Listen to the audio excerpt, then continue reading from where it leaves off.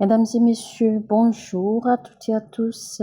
Shalom chez vous, chers téléspectateurs bien-aimés dans le Seigneur. Bienvenue sur un nouvel épisode de notre message l'ivresse de l'esprit. Aujourd'hui, nous allons évoluer, dans la troisième partie. Et bien évidemment, ce sera avec le prophète Lovi Elias. Message de révélation. Alors, installez-vous confortablement. Mais avant que nous entrions dans le vif du sujet, nous allons vous exhorter à cliquer sur le bouton j'aime. Cliquez sur le bouton j'aime, likez maintenant et partagez au maximum, le lien de ce message avec vos amis autant que vous pouvez. Et si vous n'êtes pas encore abonné, alors abonnez-vous maintenant à cette chaîne et n'oubliez surtout pas d'activer la cloche de notification afin de ne rater aucun de nos messages. Alors, nous ne saurions faire un résumé, des deux premières parties de ce message. Donc, parce qu'il faut que nous évoluions rapidement et pour ne pas également occuper trop d'espace. Alors, nous allons vous recommander rapidement, pour mieux comprendre ce message, faites recours à la première et à la deuxième partie, c'est-à-dire l'ivresse de l'esprit, numéro 1 et numéro 2. Et vous allez pouvoir suivre la logique de ce message, de la révélation qui a été donnée par l'homme de Dieu. Vous savez, quand vous êtes ivre de l'esprit de Dieu, vous faites des choses que l'entendement humain ne peut comprendre. Vous faites des choses que les gens ne peuvent saisir. Vous voyez dans la dimension où les gens ne peuvent voir. Vous saisissez les choses à la façon dont personne ne peut comprendre. Vous opérez à une dimension de foi surnaturelle. Et si je prends par exemple le roi David, il fut un temps où le roi David, tellement il louait le Seigneur, tellement il dansait pour le Seigneur, qu'à un moment, il n'était plus lui-même. Tellement il dansait, on aurait dit qu'il était en transe, de sorte même que ses vêtements, tombaient. Et vous vous rappelez que, la femme de David s'était moquée de lui parce que ses vêtements tombaient et que David, affichait, sa nudité aux yeux du peuple. David n'était plus lui-même à ce moment-là parce qu'il était déjà rempli, il était ivre de l'Esprit de Dieu. Et parce que la dimension dans laquelle il était entré, en louant et en dansant pour le Seigneur, plus personne ne pouvait le comprendre. Parce que même lui-même ne pouvait pas se comprendre, mais il savait simplement qu'il était dans une dimension que personne ne pouvait accéder. Vous savez que David est un roi, il est un maître des adorateurs et de louanges. David passait toute sa vie, à louer le Seigneur, mais ses vêtements n'étaient jamais tombés. Il n'était jamais arrivé à cette dimension-là.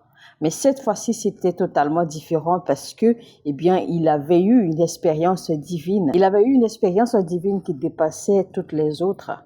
Il était véritablement ivre de l'Esprit de Dieu. Chers amis, je vais vous dire qu'en tant qu'enfant de Dieu, en tant que chrétien, vous avez le devoir d'être ivre de l'Esprit de Dieu, car c'est ce qu'il nous demande. C'est ce que Dieu attend de nous. C'est à cette dimension que Dieu veut que ses enfants opèrent. Vous avez véritablement besoin d'être ivre de l'Esprit de Dieu. Et rappelez-vous que durant tout cet enseignement, j'ai essayé souvent de comparer l'ivresse de l'esprit à l'état d'un individu qui est ivre d'alcool naturel. Et vous savez comment les soulards se comportent. Quelqu'un qui est ivre, quelqu'un qui est sous l'effet de l'alcool, vous savez comment il se comporte de façon démesurée. Vous savez comment il se comporte. Vous voyez un peu comment ils opèrent à une sorte de dimension que l'on ne peut pas comprendre parce qu'ils agissent, ils parlent, ils disent des choses qui n'existent pas. Parce qu'en fait, quand ils sont ivres ainsi de l'alcool naturellement, ils ne sont plus dans ce règne. Leur esprit se détache aisément, de leur corps et ils se retrouvent dans d'autres dimensions, dans d'autres règnes. Et c'est pour cela qu'ils sont en mesure de faire des choses, de dire des choses sans même avoir peur et sans même se rendre compte que parfois même ils mettent leur vie en danger sans même le savoir parce que en réalité ils ne sont plus normaux, ils ne sont plus avec nous. Et donc j'ai utilisé souvent le cas d'une personne ivre d'alcool pour vous montrer un peu la dimension dans laquelle quelqu'un qui est ivre de l'Esprit de Dieu peut opérer. Et alors, vous avez surtout besoin d'être ivre de l'Esprit de Dieu en ces derniers temps pour survivre en fait les tempéries ou les réalités, d'accord, du monde actuel. Vous avez besoin d'être ivre de l'Esprit de sorte à ce que quand vous déclarez des choses, qu'elles arrivent, qu'elles se produisent. C'est de cette dimension de l'ivresse de l'esprit que je parle. Parce que la Bible dit qu'il va vous soutenir, il prendra soin de vous avec du pain et du vin. Donc, vous avez besoin de révélations profondes afin de pouvoir tirer le vin de l'Esprit de Dieu, d'accord, de cette révélation pour pouvoir vous enivrer. Vous savez, tous les vrais hommes de Dieu qui sont ivres, qui sont remplis de l'Esprit de Dieu agissent de la même façon. Ils ont les mêmes révélations. Leurs messages, d'accord, à un moment viennent toujours se croiser. Parce que quelqu'un qui est rempli de l'Esprit de Dieu ne peut pas dire quelque chose contraire, d'accord, à la révélation de l'Esprit de Dieu. Si vous rencontrez quelqu'un qui est totalement différent, qui fait ces choses à sa manière et qui dit ou qui prétend que Dieu l'utilise lui différemment, c'est faux. Parce que c'est le même esprit qui se dépose sur chacun. C'est le même esprit qui s'exprime de la même façon. Le même esprit peut utiliser, d'accord, à travers les dons différents. Mais le même esprit s'exprime. Et donc, par les manifestations de cet esprit, d'accord, vous allez pouvoir reconnaître qui est véritablement ivre de l'Esprit de Dieu. Parce que par l'Esprit, là, en réalité, vous allez pouvoir reconnaître ces gens-là, ceux qui sont de façon authentique remplis de l'Esprit de Dieu. Donc, vous avez besoin du vin spirituel. Vous avez besoin du vin de l'Esprit de Dieu. Donc, je tiens rapidement à souligner, d'accord, qu'il faut mettre en fait l'expression vin, d'accord, entre griffes, parce que nous ne sommes pas en train de parler du vin liquide que l'on boit. Nous sommes en train de parler ici du spirituel, mais nous utilisons des termes physiques en fait pour que vous puissiez comprendre. Quand vous êtes ivre du vin de l'esprit, eh bien, vous opérez dans la dimension d'une foi et apparente à la foi de Dieu. Vous opérez à la dimension d'une foi que les gens voient. Les gens se demandent quel genre de foi vous exercez. Parce qu'en fait, dans cette dimension-là, vous opérez avec une foi divine, avec une foi au niveau de Dieu. Alors, il faut que vous compreniez une chose. Quand la Bible dit de renouveler votre mentalité par les livres ou par la lecture de la parole de Dieu, en réalité, la Bible n'est pas en train de dire ou de signifier qu'il faille que vous programmiez, d'accord, vos paroles ou vos dires exactement selon la parole de Dieu. En réalité, voici ce que la Bible essaie de dire. La Bible essaie simplement de dire qu'il faille que vous soyez, d'accord, remplis, que vous soyez dépendant de Jésus-Christ, parce qu'en réalité, Jésus-Christ est la parole. Parce que la Bible n'a pas dit de renouveler votre mentalité par la lecture des versets bibliques, non. Mais il a dit par la lecture de la parole. Et la parole ici, c'est Jésus-Christ. Donc, Jésus-Christ doit vous faire boire le vin de l'esprit. Parce qu'une fois que vous recevez le vin de l'esprit, votre mentalité change, votre pensée, c'est-à-dire vos pensées changent, votre façon de voir change, vos perceptions changent. Alors, voici maintenant, d'accord, les 5 points ou les 5 façons d'arriver, d'accord, à rentrer dans la dimension pour être disposé maintenant à recevoir le vin de l'esprit. Comment devenir ivre de l'esprit de Dieu? Alors, premièrement, apprenez à être intime dans l'adoration. Cultivez l'acte de l'adoration intime, c'est-à-dire que cultivez l'acte d'adorer régulièrement le Seigneur. Cultivez l'art de devenir ou l'art d'être un adorateur très intime à Dieu. Parce que l'adoration, en fait, augmente ou fait grandir votre conscience spirituelle. L'adoration élève votre conscience spirituelle. En plus de cela, l'adoration fait grandir votre discernement. L'adoration ouvre les écluses du ciel et les anges descendront et monteront parce que vous avez provoqué une ouverture. Et c'est à ces moments-là que le vin de l'esprit commence à être servi par les anges. Donc, cultivez l'art d'être un adorateur intime. Deuxième attitude à développer, eh bien, attachez-vous à la parole de Dieu. Attachez-vous à la méditation de la parole de Dieu. Apprenez à être consumé de la parole de Dieu par révélation. Je ne demande pas de lire la parole de Dieu, de lire la Bible simplement, de lire simplement les écritures bibliques, mais apprenez, d'accord, à vous consumer de la parole de Dieu, et ceci par révélation. Vous voyez tout ce que je vous enseigne là, eh bien, c'est de la révélation. J'ai médité sur les écritures bibliques jusqu'à ce que les portails de la révélation, des mystères cachés là-dedans me soient révélés, me soient donnés. Et maintenant, moi, je vous les enseigne en retour. Et donc, vous avez besoin effectivement de la parole de Dieu par révélation. Voilà pourquoi la Bible dit que la foi vient par la parole que l'on écoute.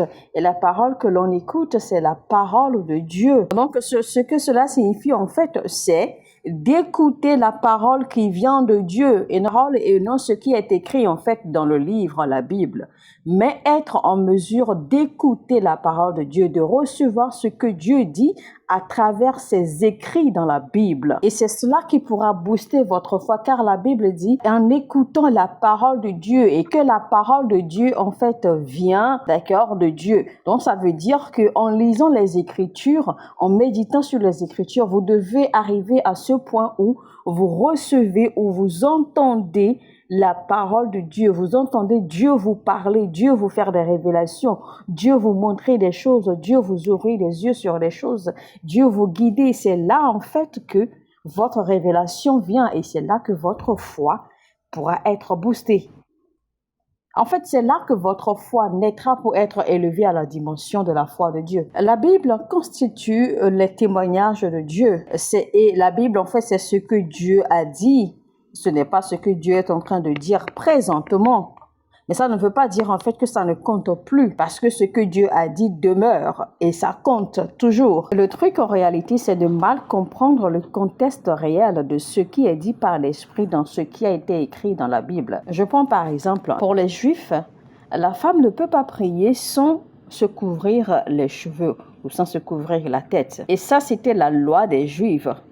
Mais rappelez-vous qu'aujourd'hui, nous ne sommes plus d'accord sous le coup de la loi. Et donc aujourd'hui, malheureusement, les gens continuent d'accord de discuter le fait, les gens continuent d'être confus sur le fait que les femmes portent le pantalon, si les femmes doivent porter le pantalon ou pas, si les femmes doivent prendre la parole là où les hommes sont en train de discuter, si la femme doit toujours se couvrir la tête, les cheveux ou pas, etc., etc. Et tous ces débats continuent en fait parce que les gens sont toujours d'accord accrochés aux révélations passées, d'accord, qui sont écrites dans les écritures bibliques. Mais ils ne comprennent pas en réalité que ce qui a été dit a été dit et que c'est sous le coup de la loi. Ça ne veut pas dire que c'est annulé, ça a toujours sa valeur. Mais aujourd'hui, qu'est-ce que Dieu dit aujourd'hui? Puisque les choses changent et qu'il faut adapter certaines choses.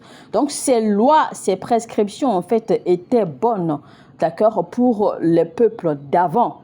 Mais ce n'est plus bon pour les peuples d'aujourd'hui. Parce que, souvenez-vous, je le rappelle, nous ne sommes plus sous le coup de la loi. Et il faut comprendre le contexte dans lequel les écritures, les versets, d'accord, ou le contenu des versets ont été écrits. Parce qu'une chose est certaine, même si vous vous attachez la tête, le nez jusqu'aux pieds, ça ne veut pas dire que Dieu va vous apparaître. Ces principes, en réalité, c'était la tradition des Juifs. Et donc, elle ne peut en aucun cas s'appliquer à toutes les générations, ni à toutes les coutumes, ni à tout le monde. Si, par exemple, aujourd'hui, moi, en tant que serviteur de Dieu, déjà que naturellement, je ne prends pas de l'alcool et tout cela, mais à supposer, par exemple, que devant vous, d'accord, je prenne un verre de vin ou une bouteille de vin et que je commence à boire, et que après avoir bu mon vin, après avoir siroté mon vin proprement, eh bien, je dise, bon, maintenant, voilà, je suis prêt à prophétiser.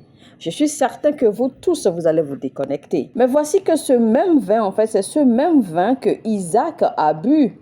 Il était ivre sous l'effet de l'alcool du vin.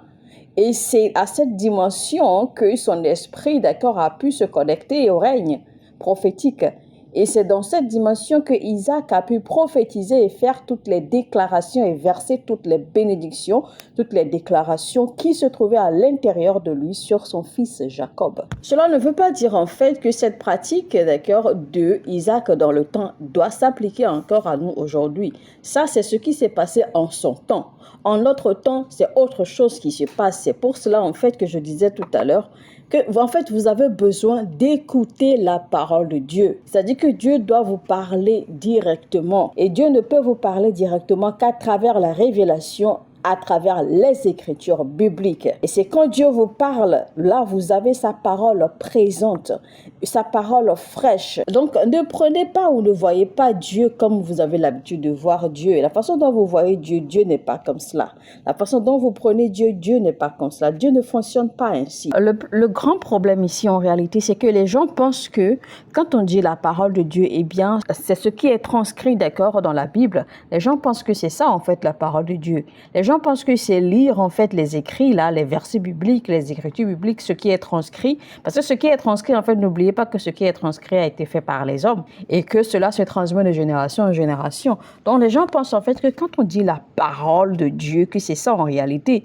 Mais ils ne savent pas que quand on dit la parole de Dieu, c'est plutôt la parole que vous recevez de Dieu présentement, c'est-à-dire dans le présent, en lisant les écritures bibliques, en méditant sur les écritures bibliques et par révélation, parce que la parole de Dieu vous vient en fait pour vous ouvrir les yeux, pour vous donner des révélations. Et cela ne viendra que à travers l'étude, d'accord, de ce qui est écrit. Donc, la parole de Dieu, en réalité, c'est pas ce qui est écrit dans le livre, mais c'est plutôt ce que vous recevez de Dieu directement. C'est ce qui vient à vous à travers ce que vous lisez. Donc, la parole de Dieu, en clair, c'est que c'est l'esprit qui guide ce qui a été dit. C'est l'esprit qui est derrière ce qui est écrit.